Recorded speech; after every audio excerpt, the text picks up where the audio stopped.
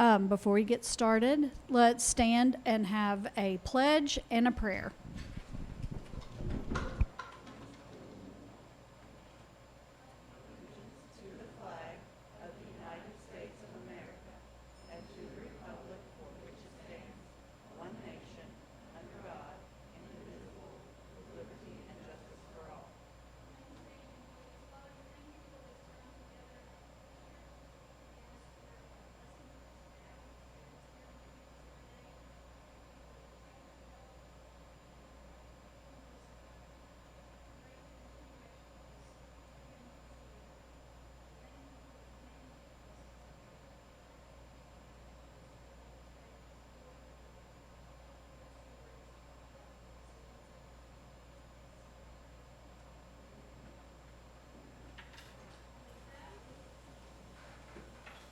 With that, we will call our monthly meeting to order. And this, we have some Cobra Pride Awards already this year. That's awesome. And Mr. J is going to come up and hand out some awards.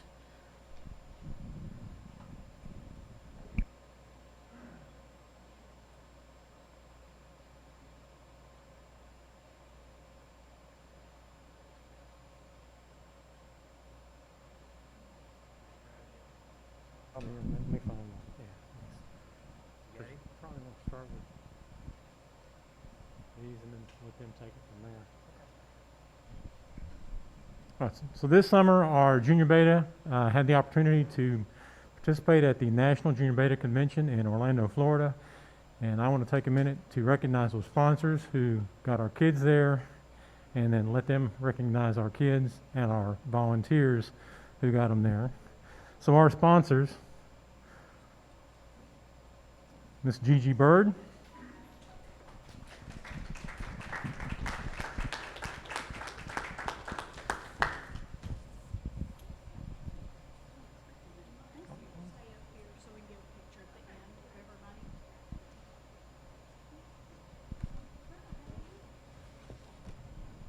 Miss Christy Dukes,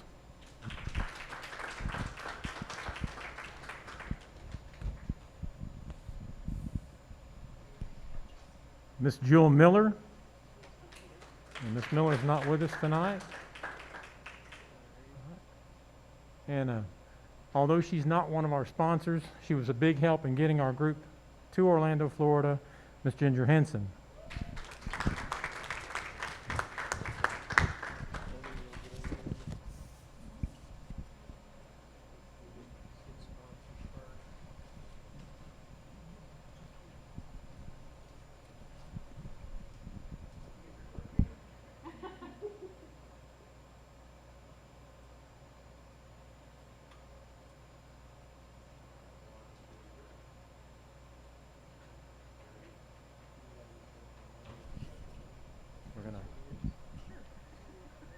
Okay, yeah, I'll take over. I'm always happy to take over.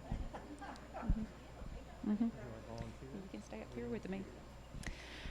Let me see what's in here. I'll do the volunteers first. The first volunteer that we want to recognize also drove one of the vans or one of the vehicles down there with the kids, and she made all of the 100 and something t-shirts for all of us to wear, whereas Miss Henson and I are sporting 2 of them right now. But yeah, she did fronts and backs for everybody so that we matched every single day. This is for Miss Morgan Wallace.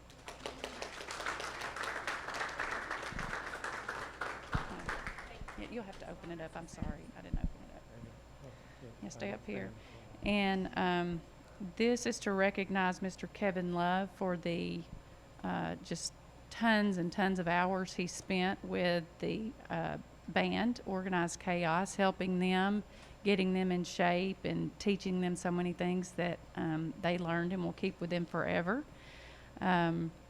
Because the band did so well, he also traveled to Florida, and they spent a whole week down there and got to watch the kids perform and help them load and unload all their equipment and get everything put together. So, Mr. Love.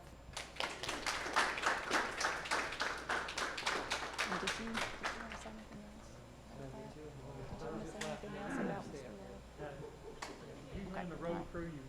Yes, road crew. Yeah. All right, and this is for Ray and Christina Ennis. I do not see them here tonight, but they also were a big help, and I think I'm going to let you elaborate on everything that they did because I don't know everything. Okay, so Ray and Christina had rented a house down there, and it was perfect because we were able to take the drums. They wouldn't let us play drums in the hotel, so we were able to take the drums and all of the equipment to their vacation rental, and the kids were able to practice, and it was very, very important. So we wanted to recognize them, but they're not here tonight. And I do want to say thank you so much, Kevin. He came in. I'm the band's biggest cheerleader, but I'm not a band leader. So they thank you so much for helping us. Such a good job, okay. And this is to recognize Miss Sarah Wilhite. She loaned us her van, and if it weren't for that, we may have been walking to Orlando. She loaned it to us for free. We did not have to pay a dime. She, just out of the goodness of her heart, gave us transportation down there. The Lord watched over us and kept us safe, and we really appreciate Miss Wilhite. Okay, I guess she's here. Okay. Yeah. All right, and Miss Jessica Tillery is not here either, but she also traveled to Orlando. She baked hundreds and hundreds and hundreds of cookies and put them in the bake sale, and I bet some weeks we would have well over. Yeah, that's what I was going to say. She also helped Morgan with some of the T-shirts and made some of those to help out in that area. So she did a lot of good work for us. She's with her daughter Megan showing goats tonight. So yeah, and this is for Jeremy O'Neill, Christian's dad. Yeah. Yeah. No. He took a week off of work. He traveled down to Orlando. Yes, you come on up. And he did not have to do that, but without him, the band would have been playing without drums. He picked up the drums, hauled them back and forth from the rental company to the hotel. I had to take them down, take them back in the rain, because we were in a big storm the day that we left. Yeah, so he was a huge help. He was a big lifesaver for us. We really appreciate all the work that he did. Okay. You want a Okay. picture of the volunteer? Yeah. Okay. Okay. Oh. Okay.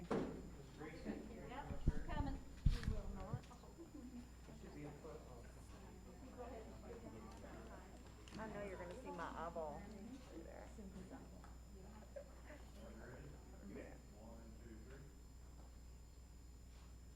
I don't have to worry about smiling, right? No, Thank you very much. Good to see you again. Mm-hmm. You want to say something about them? Or you want I will. Not all the kids could be here tonight. The ones that could, I'm really happy that y'all were able to make it tonight. This award is for Aidan Carter. He's now a 7th grader, but as a 6th grader, he placed in the state academic test in language arts and then scored 9th in the nation overall as a 6th grader in language arts. So he did a great job. I'm hoping he's going to compete again in language arts this year. This is for Mr. Trayton Gray, who competed in the woodworking competition, and also he was a part of Organized Chaos, who came in 4th place. So I'm going to give him 2 awards here. Morgan, would you bring up his woodworking thing so everybody can see it, please? Here you go, Trayton. He made a Beta-opoly game. It's a Monopoly board with pull-out drawers with all the parts, and I would love it if y'all could look at that. But he made the whole Monopoly game based on Beta and achievement, character, leadership, and service. Yeah. But he did such an awesome job, and then he won 1st in the nation. So I mean, you just can't get any better than that. So he did great. Yeah. And then in the band, he played the keyboard. So, All right, this is for Dylan Detmering. He was also in the band. He was one of the extras in the band, and what the band did was, well, I'm going to let you tell them what the band did with the Hot Springs information and stuff, so you can do that. Okay, so Trayton, will you come on back up here and we'll get the band's picture together? Are you still up here? Okay. Organized Chaos did the song Centerfield, which is about baseball, and so we tried to highlight Hot Springs baseball history, so we had some posters, and so Dylan, as well as some of the other extras, dressed in their baseball uniforms, and they just added a lot of extra pizzazz to the stage. They looked really nice up there, representing our town. So Jackson Henson, we want to recognize him. He was also one of the baseball extras. And Cole Thomas.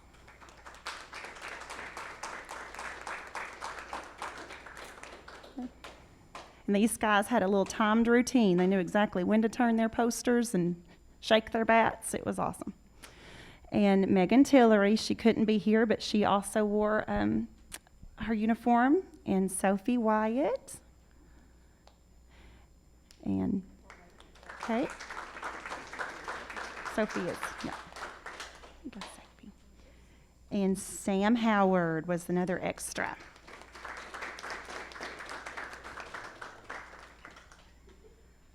All right, and then band members, they started practicing probably in, I think it was December. No, they started practicing in January and really pulled it together, and they were awesome. Maximus Love was the bass player.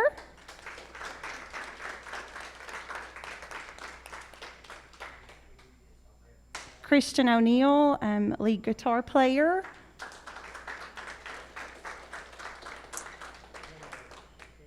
Dylan Ennis, singer. He's not here. Troy Riggs was the drummer. And a very awesome Beta Club president, I will add. Is that all of the band? Okay, that's all of the Organized Chaos group right there. And then we had one more award for Shelby Wiley. She is an artist, and she drew as a 7th grader last year and didn't win. She got, I think, 3rd place at state, but this past year she won state with her drawing of Dacker Montgomery. He's one of the stars of Stranger Things, and then she placed 3rd in the nation. I think if she had been able to go to Orlando and show her art, she probably would have won because it's exceptional. She has her art right now is on display at one of the galleries for the high school students downtown. Do you know what the name where it is? I do not. Okay, I'm sorry, I don't have that name. I should have looked that up before we came, but there's a bunch of high school students that have artwork, and she's one of them. It's great. It's great. I had her draw my grandkids and paid her commission for it. She's so good. Yeah. And our kids did a great job raising money, doing community fundraising for themselves, to get themselves to and from here to Orlando safely. And guys, they did a great job representing not only Garland County, but Fountain Lake and Fountain Lake Middle School. So we're really Yeah. proud. We are very the proud efforts of them. Kids did, our parents, and our sponsors. We did. Thank y'all. We really do appreciate it. Yeah. And you guys stand there, I'll take your picture. Yeah. Thanks Hang for on letting just a them second. go. Did you get a picture there? Okay. Bring them this way a little bit. Come on over. Tighten up there. Kind of turn in. Thank you.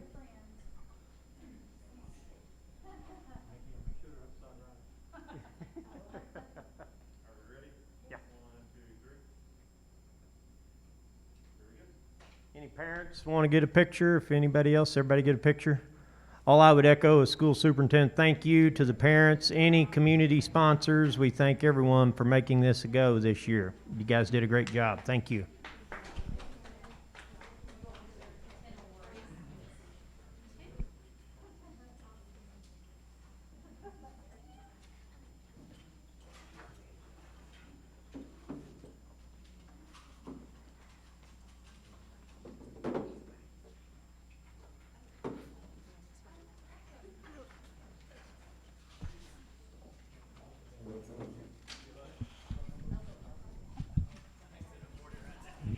Okay, thank you all. Those are some great awards. And we're very, very proud of y'all. So we're gonna move on in our agenda, the next item on the agenda is the consent items. And the board has had an opportunity to look over the bills for the month, the minutes from the prior meeting, and we had a student transfer. So those, if there are no questions from any board members, we're going to consider those items approved by unanimous consent. And we're going to move to the superintendent's update. Dr. Murphy.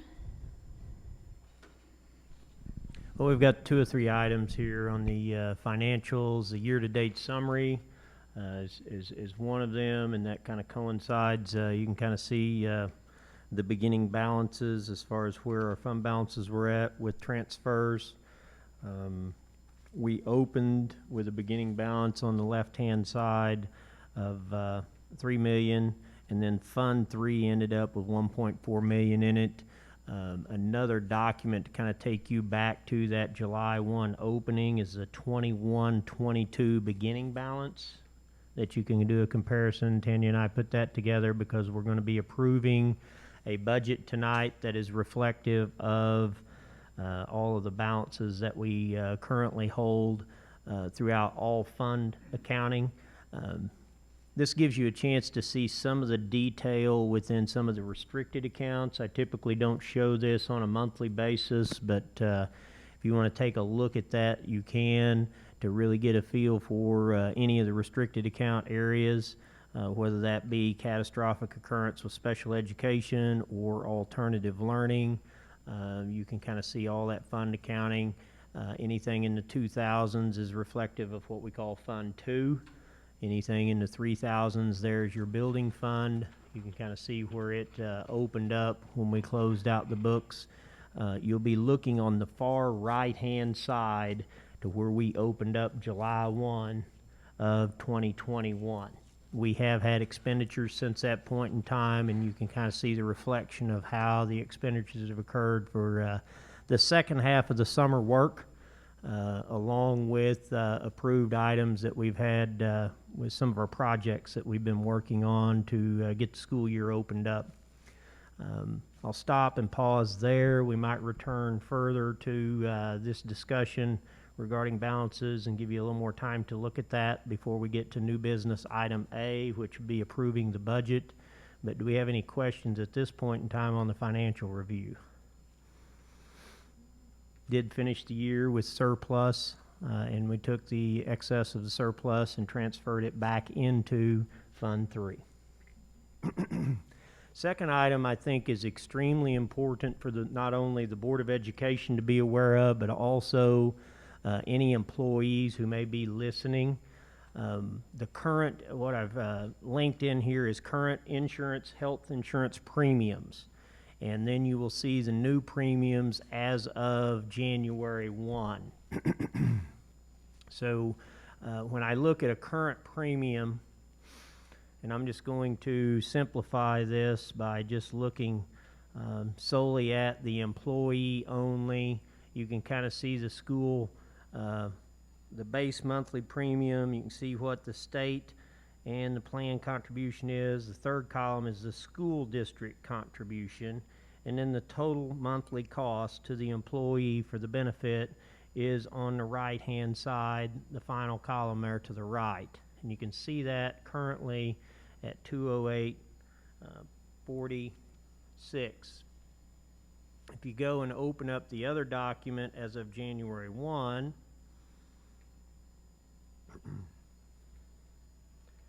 it moves to 233.46. So it definitely is an increase to employees. If you recall, we did have a significant amount of state funding that went into helping with certificated staff salaries. Be mindful that we've also had some increases to the classified staff salary schedule, but you know, a pretty large portion on the classified side is probably eaten up in the increase in the insurance cost. It really depends on which different lane, or when I say lane, I would say that you have an opportunity for a premium category of insurance, a classic category of insurance, or a basic category of insurance, and all of that has a reflection of the amount of deductible and the type of insurance model that is available there. I just encourage everyone to look at this, and then for all employees, make sure that they get their wellness checkups along with taking necessary surveys. Otherwise, you are charged an additional premium above and beyond what's reflected here. These premiums are listed with a well visit. So that's if you do everything you're expected to do. If you do not do the well visits, you'll be in a different set of conditional premiums, which could be as much as $80 to $100 more a month out of pocket. So just a reminder that insurance rates are going to be going up in January. The open enrollment, when Tanya and I talked about it, is going to kick off, I think, October 1, and that will allow employees to pick a plan as to what they would want to have go into effect in January. But as a board member or Board of Education, you might get a question or a concern related to health benefits, and I wanted you to see what those rates were firsthand here. So any questions on that item? The next item we had during our opening of school year meeting, there's quite a bit of conversation centered around the role of the Arkansas Department of Health. Is it guidelines or is it directives? I've since sent the Board of Education a memo from the Commissioner of Education reflective of public schools' roles in the administration of the requirements during this continued pandemic as it relates to the role of the Arkansas Department of Health as we work with them in the element of guidelines related to quarantine and all of those components that are put in place for our administrators to try to implement on a daily basis are being written and governed by the Arkansas Department of Health and being supported in conjunction with the Department of Elementary and Secondary Education in the state of Arkansas. So I wanted that to be a component of this month's agenda since there was questions regarding that last month. Any questions or comments on that item? At this time, I'll turn it over to Mr. Fusilier. He might have a couple of comments here as it relates to the Cobra Health Center. All right, good evening. Real quick on the Cobra Health Center, I think Dr. Murphy and Ms. Harrell met this afternoon, and just a few updates on that. Since August 3rd, I don't know if you have that sheet up there, Mr. Campbell. We have seen 80 patients, which is our highest month to date, so we're pretty excited about that. And our new clinic hours will be Monday through Thursday from 8 to 4 p.m. So that's the update from the Cobra Health Clinic. And the only other thing that I was going to mention that I did not have on the list is we are in the process of looking for a new band vehicle. That would be a band truck and a band trailer. Currently, we have a box truck. I'm sure many of you have seen it at games, away games, any band events we may go to. It's I pull my spreadsheet up here to get us a count, and it is a 1998 model, 163,000 miles on it, and it's really just in poor shape. So this is not going to be an immediate thing we're buying, in the next week or so. We want to keep our options open, evaluate it. Is it a 2500 series vehicle, 3/4 ton, and a nice enclosed box trailer to pull behind it. So that kind of is going to mirror what all other schools have in the county and throughout the state of Arkansas. And again, I'll just say it's from that being that 1988 model, it's in pretty bad shape. We're having to make some costly repairs to it just to keep it functioning and on the road. I would add that we, try to keep a lift gate operational. We're putting equipment into a vehicle roughly. The height of that is 4 to 4.5 feet to the baseline bed. What we're looking for is a trailer that can have a fold down where you can walk into it. At least have a height that is, that 6.5 foot height, box that trailer out over the we've looked at several of them at state competitions, and we've done a great job keeping this existing truck functional, but we're at a point in time it just does not make sense to continue to maintain that type of vehicle, for utilization, and then there's some concerns around the lift gate and safety concerns as well that we won't get into here this evening, but I just wanted to make you aware that we are looking, and don't be surprised that if we come back to you with a recommendation, because either component, may need to be authorized by the board. Definitely the vehicle that we'll be looking at will exceed the $20,000 threshold, so we'll be bringing that before the board, and we have not really priced those trailers at this point, but we will be probably looking at a bumper hitch after I've talked to the Transportation Department. So thank you, Hayden. Anything else? Mr. Campbell? Yes, sir. I just wanted to share a couple of documents with you all tonight. The first one, Ms. Henson has put together our district testing calendar. We'll share this document with you all tonight, and then also begin to post it on our Facebook page and on the website, so that parents can plan any sort of trips or vacations they may have, so that they don't overlap with our testing windows. You see, we began testing last week with the NWA and the iStation test to give us some interim data, and we will test continually virtually through, it goes down on the second page, the AP exams will be given through the 12th of May. So we will have just a continuous series of testing. The big window, as far as we really need kids here on those April dates for the ACT Aspire summative exam, the state test, and that's April 26th through the 28th and 29th, and then May 3rd through the 5th for the elementary. So we have a very extensive testing program that goes on throughout the school year. We are participating this year in the Pisa Assessment, which is the program for international student achievement. That's a test where 60 hand-selected, we just give them the number of kids who are born within the window, and they select 60 kids to be tested. Depending on the kid's performance on that test, that kid could receive financial remuneration. It is an international exam. So, and then we give the ASVAB test, gives the military aptitude test, and we test all the time. So I wanted to share that information with you.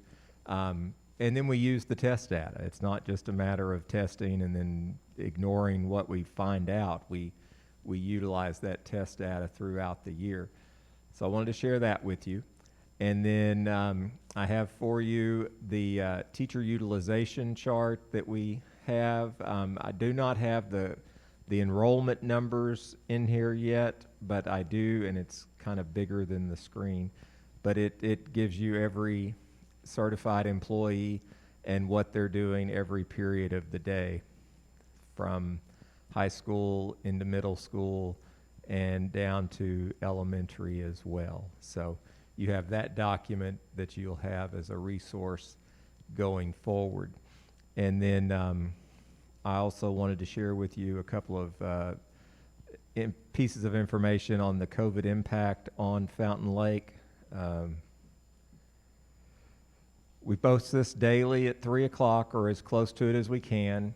And you see here that today we're at 12 elementary students, 1 middle school student, 4 high school students are positive. We have 2 positive elementary staff members, 1 middle school and 1 high school.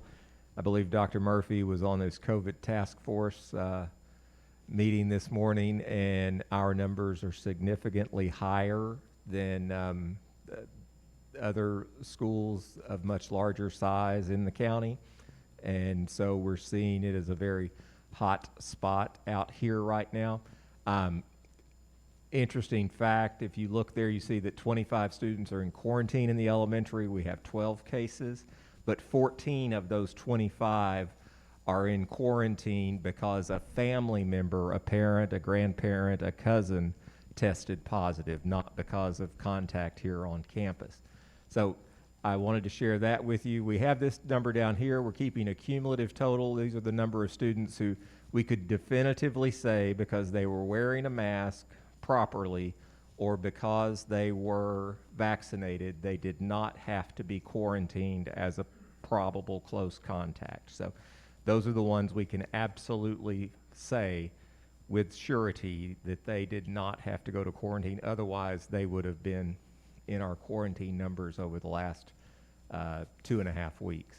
So keeping that as a cumulative total for you. And again, we post that each day at 3 o'clock. I also shared with you so you can look at it later.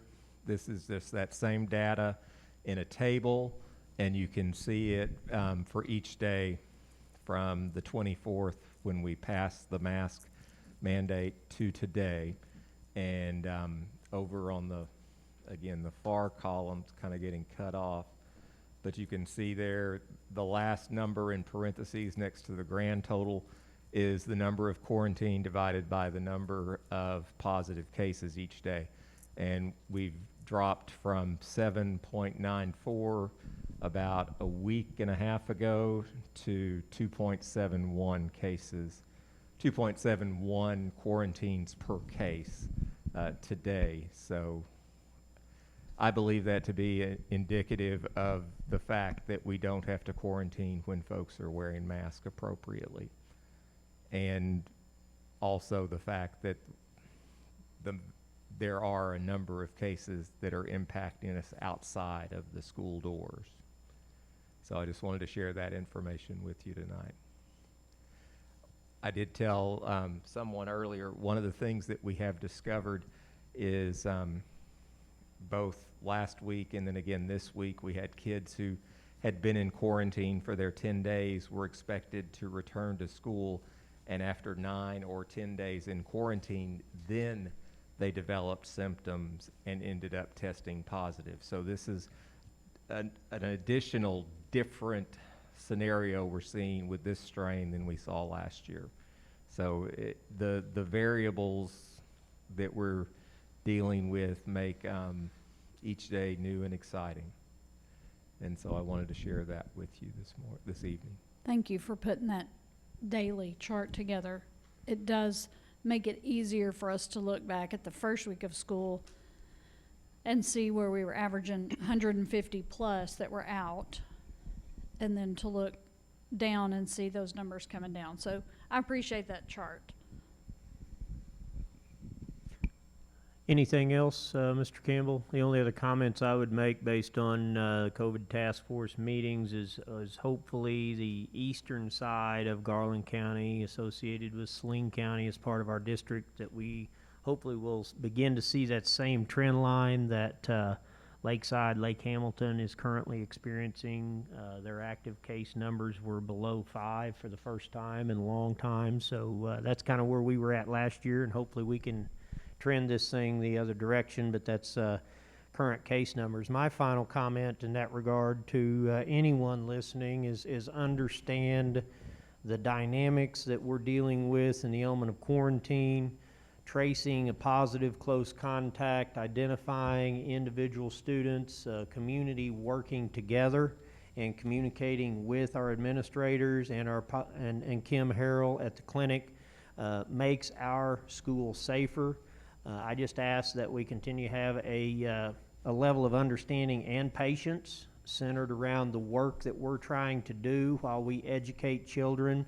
This is very challenging, and it is not work for the lighthearted, because it's an enormous amount of work trying to make sure that we keep as many kids in school but create the safest school environment that we can.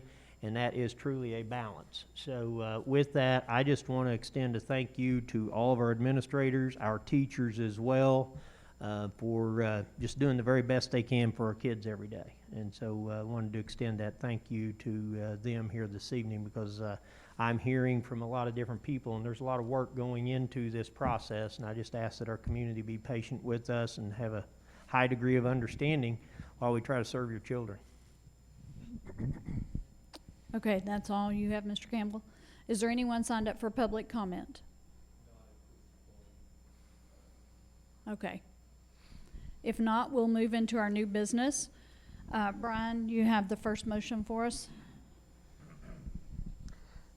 We have a motion to pass the 21-22 FLSD budget, revenue, expenditure, funds 1, 2, and 4.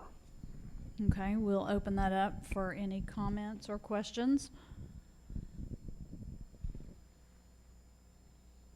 Only comment I would make is Tanny and I, following our prior discussion, if you recall, in the last meeting, we allowed you to take a look historically at a pattern of expenditures dealing with multiple year budgets. Having a true reflections of funds 1, 2, and 4, with you having a chance to kind of see those ESSER funds that are in Fund 6, it makes the budget balanced because a lot of some of the allotment of those funds cannot be declared as revenue until you have an expenditure first. So when you look at revenue and expense, you pretty much have a balanced budget before you hear this evening, and that's what we're proposing to adopt. Board members, do y'all have any questions about the budget? Okay, so we have a motion to pass the 21-22 FLSD budget, revenue, expenditures, funds 1, 2, and 4. All in favor, say aye. Aye. None opposed. The motion carries 4-0. Brian? A motion to submit an application for a permit to issue bonds with related documents for $44,250,000 in construction bonds to the State Department of Education and to employ First Security Beardsley as fiscal agent. Okay, and I believe we have Scott with us tonight.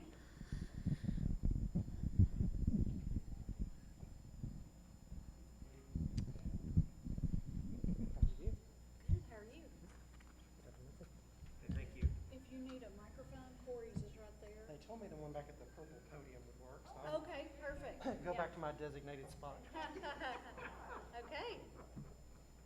I follow instructions most of the time. Very, to a T you do. My instructions were to turn on the mic, is that? No, it's already gone, okay. So it's a pleasure to be here with you tonight. What we have for the board's consideration is one method that the district could use to raise funds for construction. And we've looked at a couple of different structures and have determined that the district needs to leave its existing debt in place. And so the mills that would be requested would simply be to support the new bond issue. So on the left side of your packet is an option that would present to the voters in February, which is the next available date for a special election, and it proposed increase of 5 new debt mills for 30 years, and to extend the existing 7.75 debt mills for that same final maturity. That would give you a new total rate of 39.8 mills. Also on the ballot would be permission to issue a $44.25 million construction bond issue that will net out the district approximately $42 million for projects.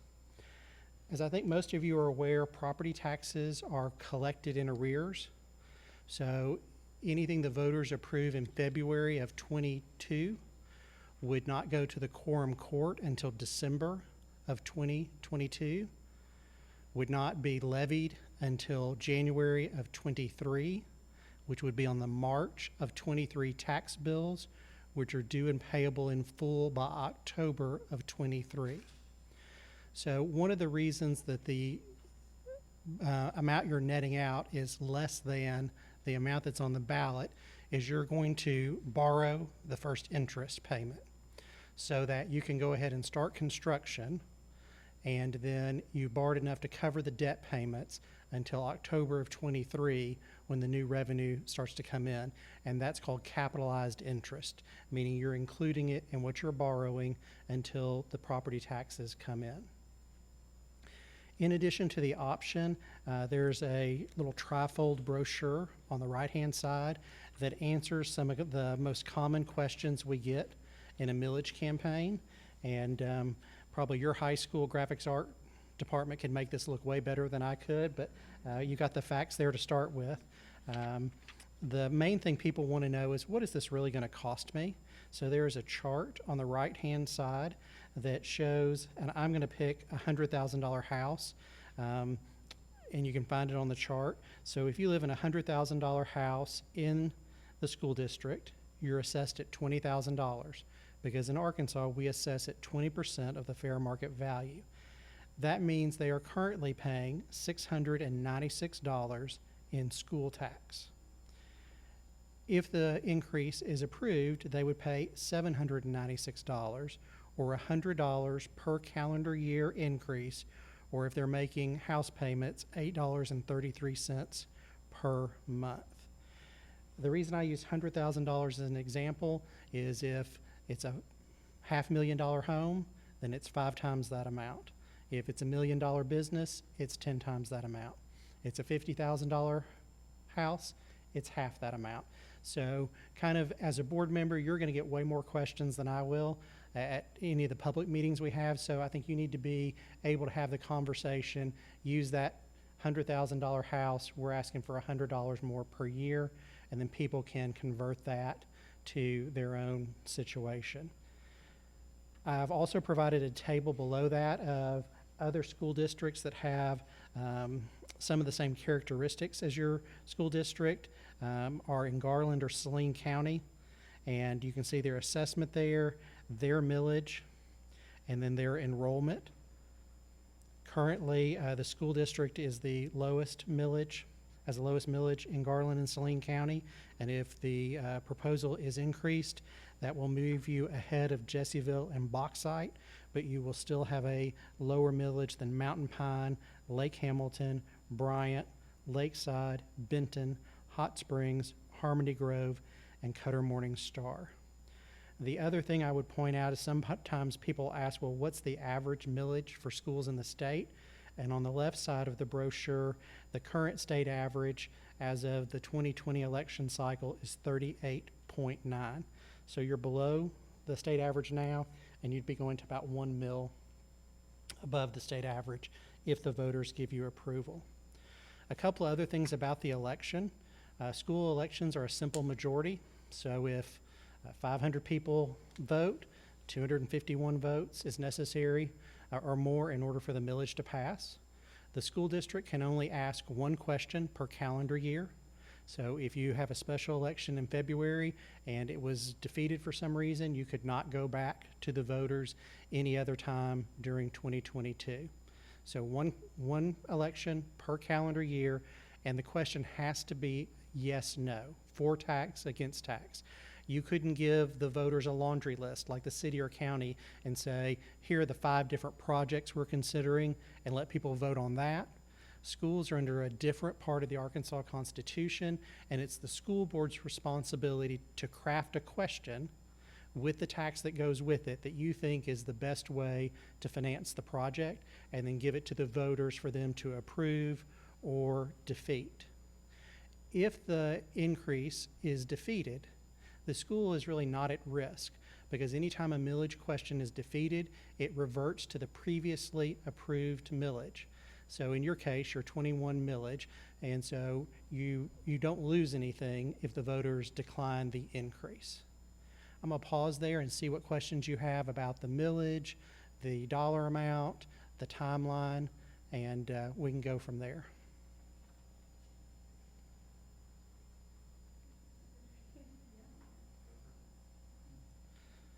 All right. Covered that very well, so I don't think we have any questions so far. Well, I would also want to indicate for anyone listening for the first time, the Board of Education has been privy to this information on multiple occasions. You're bringing it back in the element of kind of finale. We've had the opportunity to look at probably 4 to 5 different funding options. And, through discussion, feel like this is by far the best option to meet the overall needs of the school district to allow us to, as you can kind of read there, in the context, we're looking at equipping a new elementary and building out a new elementary school. That location is currently where the tennis courts are at. Along with that, we would bring the roadway that we've already started. It would intersect with Cobra Drive and connect to Fox Pass. So Cobra Drive connection with a paved area. Our Workforce Development Center is something the board's very committed to in expanding student opportunities, and that's a part of this programming along with a multi-purpose facility. So those are some of the things, and if you've noticed here, we've also included, if we have to go back and do any restructuring, it does give us the latitude to use some of these funds for refurbishing, remodeling, and equipping other school facilities. So if we wanted to, as we've indicated, possibly grade 5, working in conjunction with grade 4, in terms of that intermediate type setting, and then the K through 3 in the new facility. That's kind of all the discussion that the board has been working with over the past, I would say, year and a half, that we've been having on and off discussions on how we deal with the current constraints. The facility we're in right now looks empty.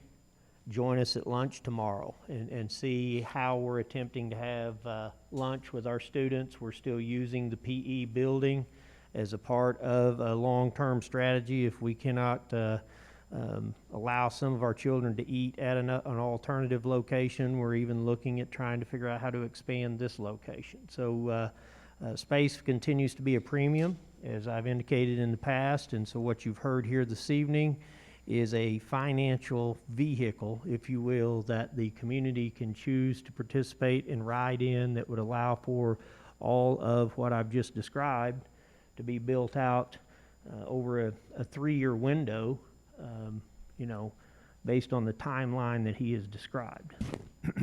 I'd turn it back over for any comments or questions from any board members.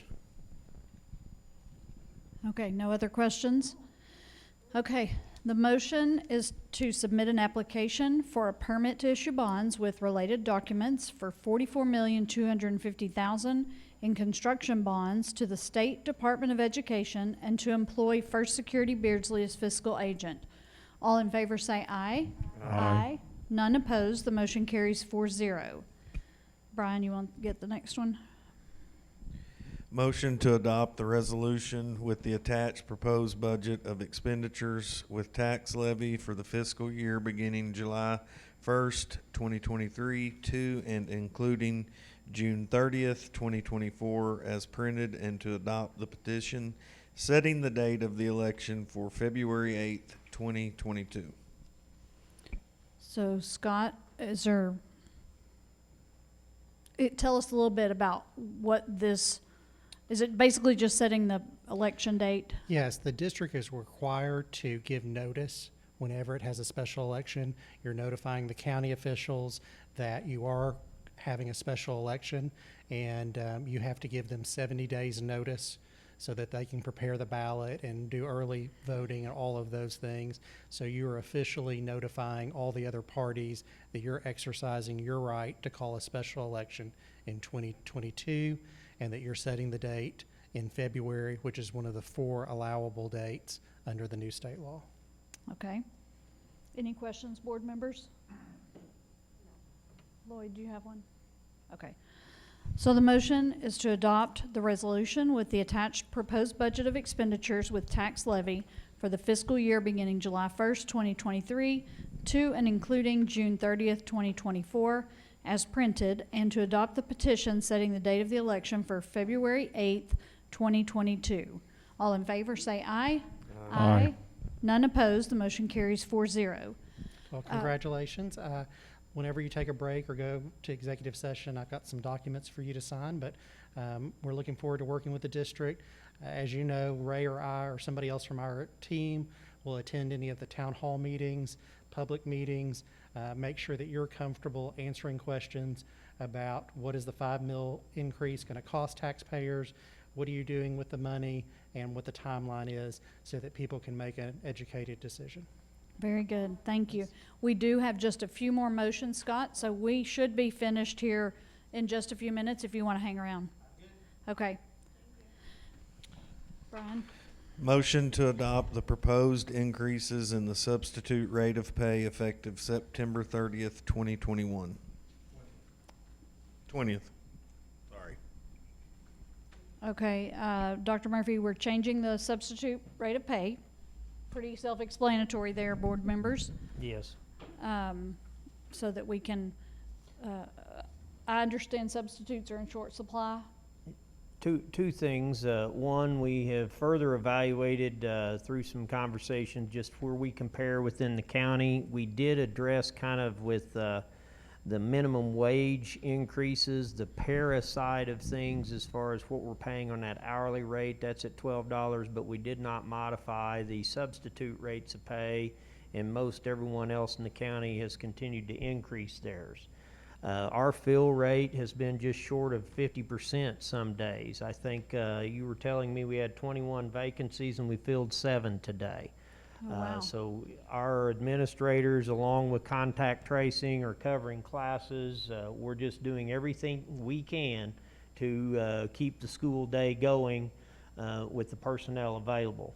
I wouldn't guarantee anyone that this rate change will save the day, but it Right. definitely, I want to bring our rates in a more comparable amount as we look at substitute teachers and certified teachers. The adjustments we're making is going to 90 on a substitute with a high school diploma or GED, 95 for certified, and then if we have a long-term substitute, we'll pay $100 a day on that role. So that's where we're making the recommendation here this evening. Mr. Campbell, anything you'd want to add? Just that we are advertising for permanent substitutes like we had last year, in-house and outside as well, in an attempt to go ahead and just have 2 or 3 people here on staff each day ready to take a spot. That was not in the initial budget, but with a fill rate of 33 to 50%, Right.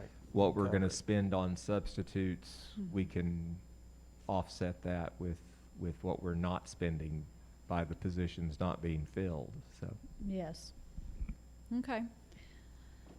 So the motion to adopt the proposed increase in the substitute rate of pay effective September 20th, 2021. All in favor say aye. Aye. None opposed. The motion carries 4-0. All right, next motion, motion to approve the addition of a 4th Pee Wee coordinator in the amount of $2,000 to the stipend list to serve as Pee Wee volleyball coordinator. So we're adding a Pee Wee volleyball coordinator. And are there any questions from board members? Okay, the motion is to approve the addition of a 4th Pee Wee coordinator in the amount of $2,000 to the stipend list to serve as Pee Wee volleyball coordinator. All in favor, say aye. Aye. None opposed? Motion carries 4-0. Motion to hire the following for the correlating positions for the upcoming 2021-2022 school year. Heath Long, assistant baseball coach. Misty Sullivan, band flag line coordinator. Okay. And the board members have had a chance to look over those resumes. So any questions? Okay, the motion to hire the following for the correlating positions for the upcoming 2021-2022 school year. Heath Long, assistant baseball coach, and Misty Sullivan, band flag line coordinator. All in favor, say aye. Aye. None opposed. The motion carries 4-0. We have one more, I think. Motion to accept the following resignation effective September 24th, 2021. Tammy DeArmond, preschool teacher. Okay. Any discussion to be had there? All right, we have a motion to accept the following resignation effective September 24th, 2021. Tammy DeArmond, preschool teacher. All in favor, say aye. Aye. None opposed. The motion carries 4-0. And I believe that concludes everything we have, so the meeting is officially adjourned.